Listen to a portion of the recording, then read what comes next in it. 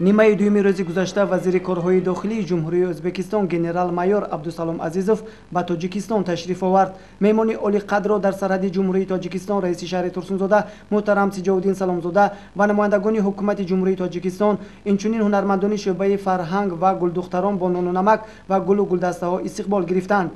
барди ёври шоири ширин баён бо салому бо паём хуш омадед, шод гардад рӯҳи мирзо ин замон, барди ёври қаҳрамон хуш омадед.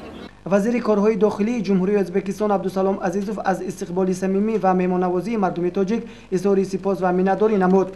вазири корҳои дохилии ҷумҳурии ӯзбекистон Абдусалом Азизов дар нишасти шӯрои вазирони корҳои дохилии кишварҳои узви иттиҳоди давлатҳои мустақил дар душанбе иштирок менамояд. нишасти мазкур рӯзҳои 27-29 июн баргузор шуда, дар ҷараёни суҳбат масъалаҳои амнияти минтақавӣ ва байналмилалӣ, ҳамкории зич ва самаранок байни сохторҳои дахлдори ҷумҳурии Тоҷикистон ва дигар ҷумҳуриҳои аъзои иттиҳоди давлатҳои мустақил дар мубориза бар зидди терроризму экстремизм, ҷиноятҳои муташаккили трансмиллӣ, гардиши маводи мухаддир, пешгирии шомилшавии шаҳрвандон ба гурӯҳҳои ифротӣ муҳокима карда хоҳад шуд.